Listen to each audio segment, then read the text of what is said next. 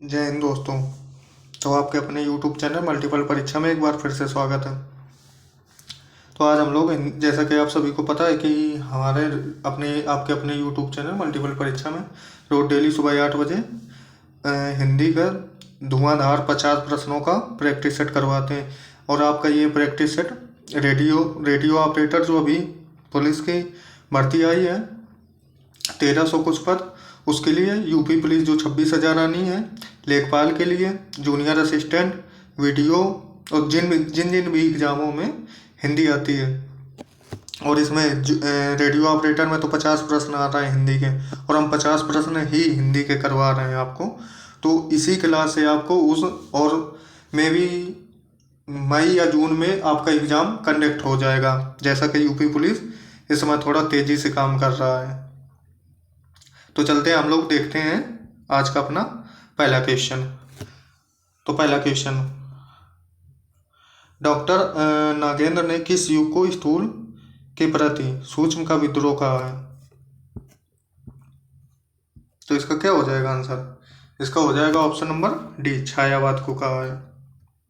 अगला question, question number 2, त्यागपत्र। और अगर क्लास पसंद आए तो प्लीज़ ज़्यादा से ज़्यादा लोगों को शेयर ज़रूर किया करें, ताकि और लोगों को हेल्प मिल सके। अगला क्वेश्चन, त्यागपत्र उपन्यास के उपन्यासकार कौन है? तो त्यागपत्र के कौन हो जाएगा? ऑप्शन नंबर बी हो जाएगा, जैनेन्द्र जी। अगला क्वेश्चन, तीसरा, हिंदी साहित्य के इतिहास के संबंध में modern vernacular literature of Hindustan किसने लिखा है? तो Garcin de Tassy, George Abraham Grierson, Sunit Kumar Chatterji या धीरेन्द्र वर्मा? आपका हो जाएगा option number B, George Abraham Grierson. Question number 4, निम्नलिखित में कौन सा वाक्य शुद्ध है? तो उसने मुझे पास आने के लिए कहा, उसने मुझसे पास आने को कहा, या उसने मुझे पास आने को कहा, उसने मेरे को। तो देखिए, मेरे को, तेरे को, ये तो सब भाई बिल्कुल गलत होता है, लोग बोल देते हैं। तो उसने मुझे पास आने को कहा, ये मेरे को महाराष्ट्र साइड ज़्यादा चलता है। अगला क्वेश्चन, क्वेश्चन नंबर 5, मुख होई वाचाल पंगु चढ़ाई गिरवर गहन, जासो कृपा सो दयाल द्रवो सकल कलिमल दहन। तो देखिए, ये क्या है, कौन सा छंद है? तो ये है आपका दोहा, सॉरी गिना नहीं है हमने। तो ये हो जाएगा सोरठा। ऑप्शन नंबर ए हो जाएगा, सोरठा। तो देखिए, सोरठा में कितनी मात्राएं होती हैं? सोरठा में होती हैं 11, 13, और ये सोरठा होता है दोहे का उल्टा होता है, दोहा का उल्टा। तो दोहा में होती हैं 13, 11 मात्राएं, और इसमें होती हैं 11, 13 मात्राएं। चौपाई में होती हैं 16, 16 मात्राएं। अगला क्वेश्चन, तो इसका हो जाएगा ऑप्शन नंबर ए। कौन सी वर्तनी शुद्ध है? विशेष, विशेष, विशेष, विशेष। तो कैसा लिखा जाता है विशेष? विशेष लिखा जाता है ऐसा, ऑप्शन नंबर ए। अगला क्वेश्चन, मैथिली शरण गुप्त ने नहीं लिखा है। तो देखिए, मैथिली शरण गुप्त ने लिखा है, साकेत इन्हीं की है, जयद्रथ वर्त भी इन्हीं की है, यशोधरा भी इन्हीं की है, कमायनी नहीं हुआ इनकी। कमायनी किसकी है? तो कमायनी है आपकी, कमायनी है जयशंकर प्रसाद जी की, जयशंकर प्रसाद जी की, जयशंकर प्रसाद जी की। अगला क्वेश्चन, क्वेश्चन नंबर 8, चौराहा शब्द में कौन सा समास है? तो देखिए, समास, समास कितने प्रकार के होते हैं? समास होते हैं आपके 6 प्रकार के। तो चौराहा में है ऑप्शन नंबर ए हो जाएगा, द्विगु समास। संख्यावाची शब्द जो होते हैं उनमें होता है द्विगु समास। द्वंद्व जैसे राजा रानी, और बहुव्रीहि में किसी तीसरे की ओर इशारा करे, जैसे दस आनंद। दस है आनंद जिसके, पीताम्बर पीला वस्त्र धारण करने वाला, यानी कि विष्णु जी। अगला क्वेश्चन, क्वेश्चन नंबर 9, निम्न में से किस शब्द में उपसर्ग का प्रयोग हुआ है? तो देखिए, उपसर्ग का प्रयोग किया जाता है शब्द के पहले और प्रत्यय का प्रयोग किया जाता है शब्द के बाद। तो उपसर्ग में उप लगा है ये, तो इसका हो जाएगा उप उपसर्ग। अगला क्वेश्चन, क्वेश्चन नंबर 10, औंधी खोपड़ी मुहावरे का अर्थ है? मूर्ख होना, कुछ निर्णय न कर पाना, किंकरत विमूढ़ होना या झगड़ालू होना। तो देखिए, इसका हो जाएगा ऑप्शन नंबर ए, मूर्ख होना। कहते नहीं है फलाने औंधी खोपड़ी का। अगला क्वेश्चन, संकर शब्द किसे कहते हैं? तो देखिए, संकर शब्द कहते हैं जो दो भाषा शब्दों से मिलकर बना शब्द, उसे कहते हैं संकर शब्द। जैसे रेल गाड़ी, रेलगाड़ी। तो ये रेल कैसा है? रेल है इंग्लिश भाषा का शब्द और गाड़ी है हमारा देसी अपना।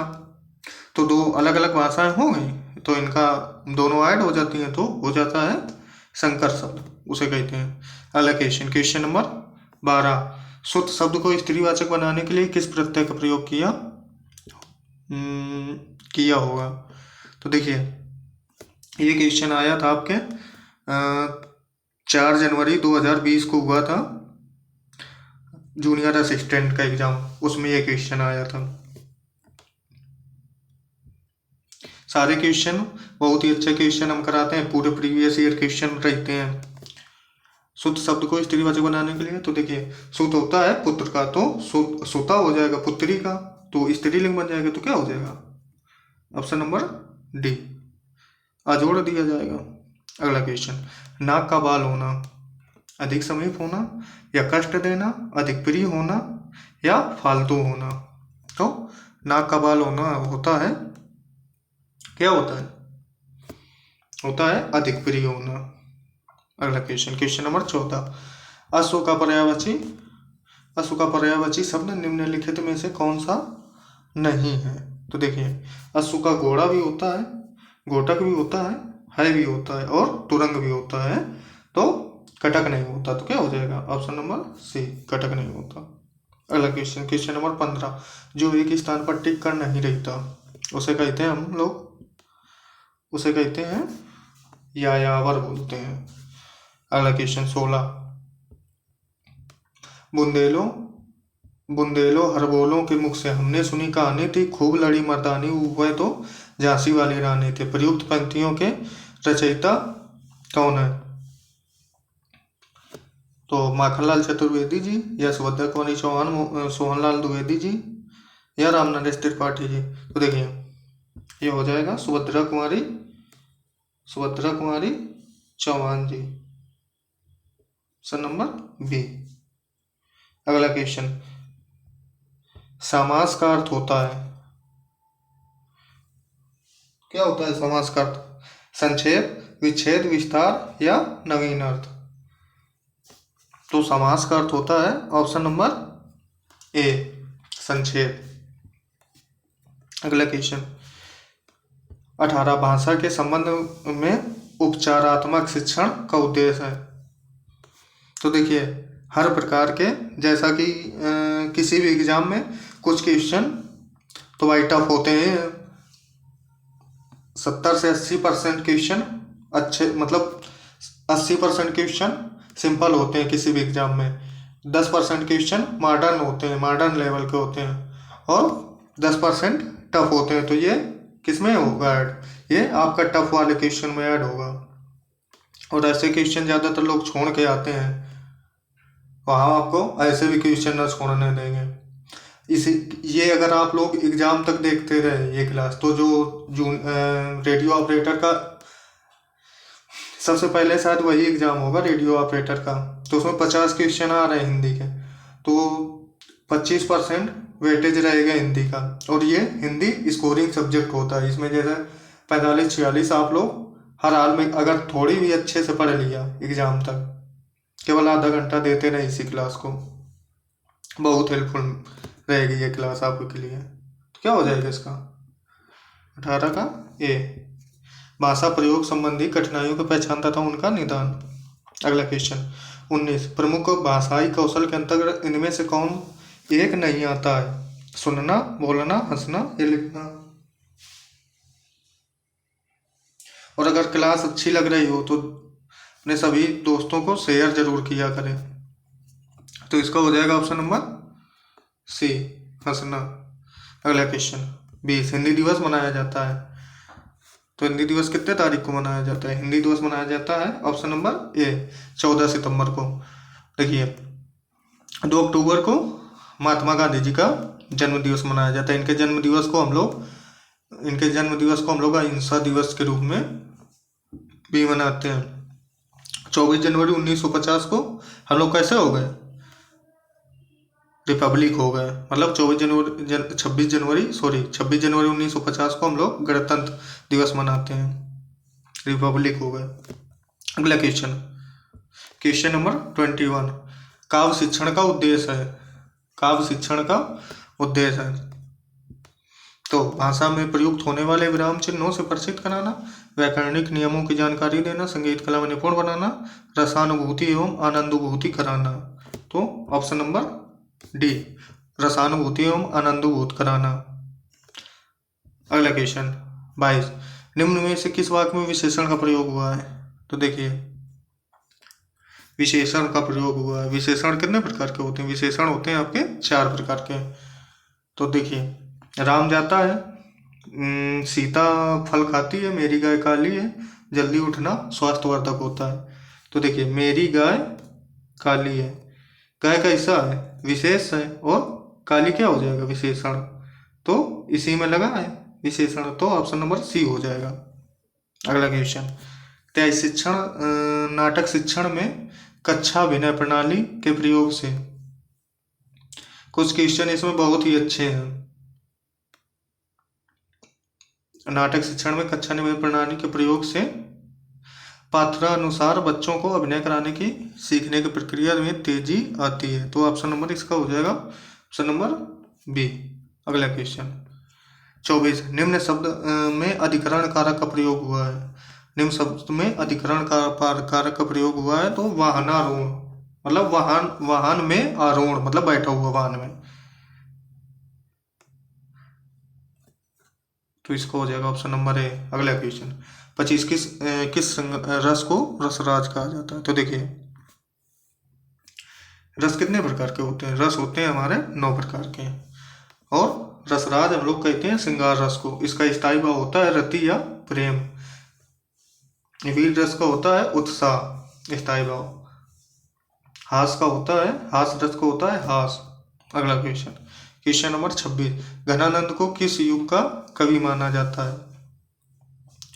घनानंद को किस युग का कवि माना जाता है? तो घनानंद को माना जाता है रीतकाल का कवि। Option number C. अगला क्वेश्चन निम्नलिखित में से शुद्ध वर्तनी वाला शब्द है। निम्नलिखित में से शुद्ध वर्तनी वाला शब्द है, तो शुद्ध वर्तनी वाला शब्द हो जाएगा ऑप्शन नंबर सी, आशीर्वाद। अगला क्वेश्चन को से किस कारक चिन्ह का बोध होता है? कर्ता ने कर्म को करण से संप्रदान काकों के लिए अधिकरण में पर। तो देखिए कर्ता ने कर्म को, तो इसका क्या हो जाएगा ऑप्शन नंबर ए। और कारक होते कितने प्रकार के हैं? कारक होते हैं 8 प्रकार के। अगला क्वेश्चन 29 सच्चिदानंद हीरानंद वत्सान का उपनाम है। तो देखिए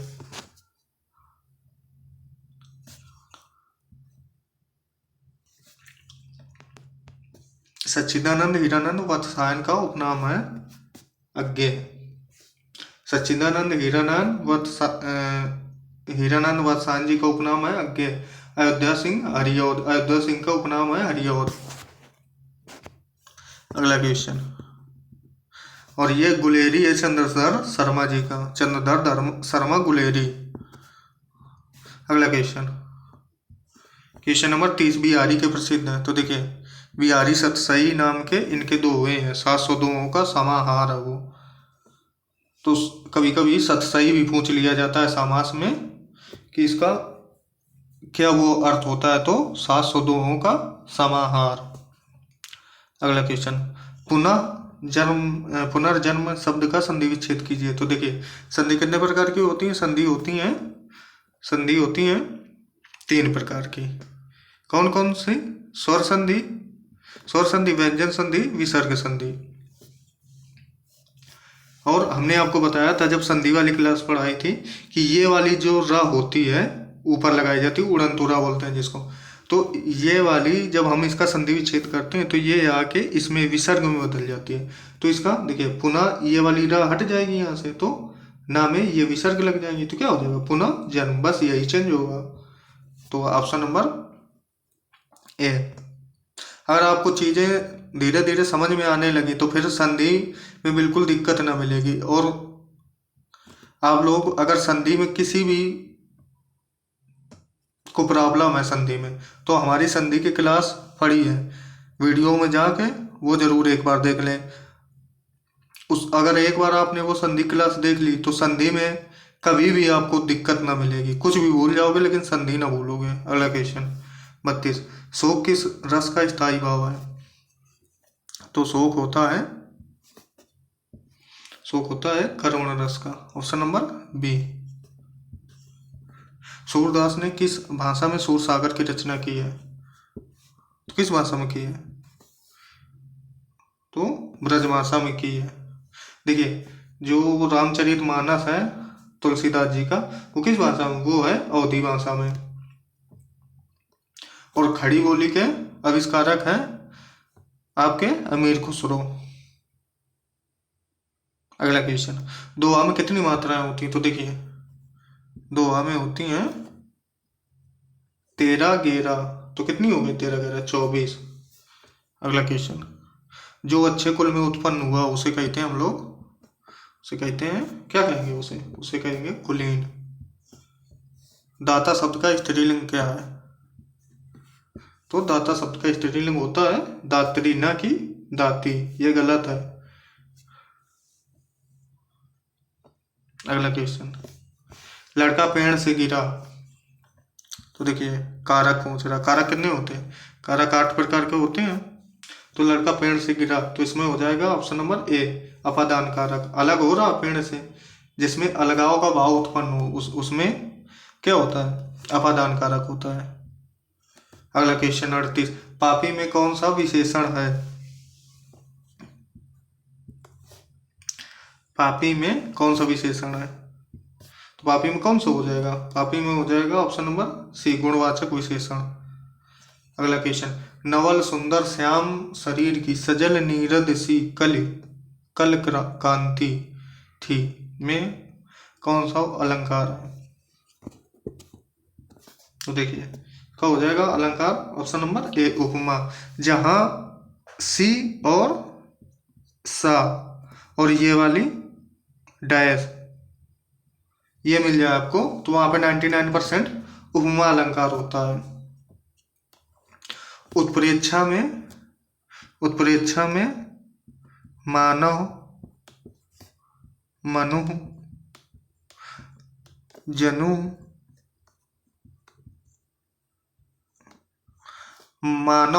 जनु जानव ये शब्द मिल जाए तो वहां पे हमेशा होता है उत्प्रेक्षा अलंकार। अगला क्वेश्चन 40, बीजक किसकी रचना है? तो बीजक है कबीरदास जी की। Option number C. अगला क्वेश्चन, इत्यादि शब्द में कौन सी संधि है? तो देखिए संधि 3 प्रकार की होती हैं, स्वर संधि, व्यंजन संधि और विसर्ग संधि। तो हमने संधि में बताया था कि या रा ला व में अगर आगे कटा हुआ शब्द मिल जाए लगा, तो वहां पे क्या होता है? वहां पे होता है यण संधि। तो इसका हो जाएगा ऑप्शन नंबर बी यण संधि। अगला क्वेश्चन नंबर 42, निम्नलिखित में से किस शब्द का अर्थ कमल होता है? तो देखिए किस शब्द का अर्थ होता है कमल? तो ऑप्शन नंबर ए उत्पल का होता है कमल। और देखिए हमने आपको बताया था कि जल के क्या होते हैं पर्यायवाची? जल के होते हैं पय, तोय, नीर, वारी।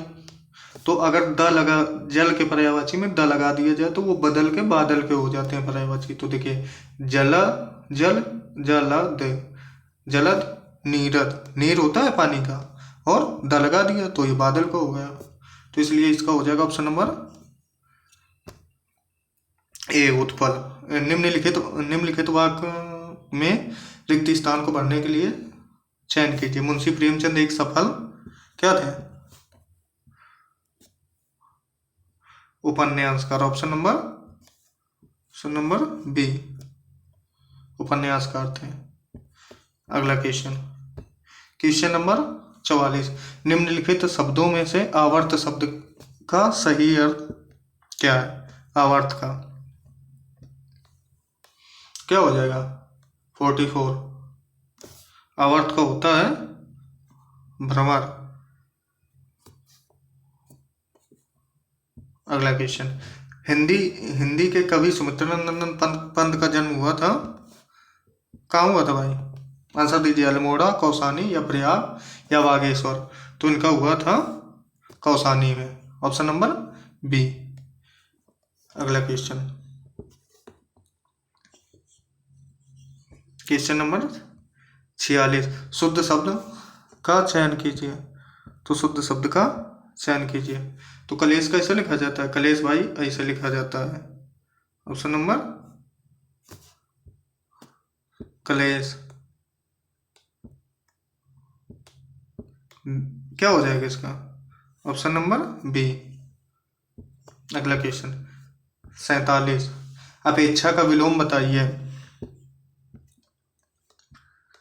अपेक्षा का क्या हो जाएगा? अपेक्षा का होता है उपेक्षा। Option number C. कौन सा शब्द अंबर का पर्यायवाची है? तो अंबर का पर्यायवाची क्या है? आकाश, अवनी, मेघ, बादल। तो अंबर का हो जाएगा, अंबर का होता है आकाश। देखिए अंबर का क्या हो जाएगा पर्यायवाची? आकाश। अवनी होता है धरा, पृथ्वी, भूमि, ये होता है पृथ्वी के, धरती। अगला क्वेश्चन 49। कौन सा शब्द मित्र का पर्याय नहीं है? तो देखिए मित्र का पर्याय नहीं है, तो मित्र का होता है आपका सखा भी होता है, मीत भी होता है, सुहृद भी होता है। तो क्या नहीं है? अली नहीं है। ऑप्शन नंबर ए, अली नहीं है। अली फिर किसका होता है? अली होता है भौरे का, और एक ये वाला अली, ये वाला अली, अली। तो ये सॉरी, ये तो भौरे का होता है, ये वाला अली, ये वाला बड़ी के मात्रा वाला, ये होता है आपका, ये होता है सखी का। अगला क्वेश्चन 50। उपस्थित शब्द में कौन सा उपसर्ग है? अनुपस्थित शब्द में कौन सा उपसर्ग है? आज अंतिम क्वेश्चन है आज का। तो क्या हो जाएगा इसका? क्या हो जाएगा? ऑप्शन नंबर सी, अनुपसर्ग। तो आज की क्लास यहीं समाप्त होती है। कैसी लगी ये क्लास? अगर आपको अच्छी लगी हो तो प्लीज़ ज़्यादा से ज़्यादा लोगों को शेयर किया करिए, और अभी तक जिन लोगों ने चैनल को सब्सक्राइब नहीं किया तो प्लीज़ सब्सक्राइब कर लीजिए, और क्लास कैसी लगी कमेंट में ज़रूर बताइएगा। धन्यवाद। जय हिंद।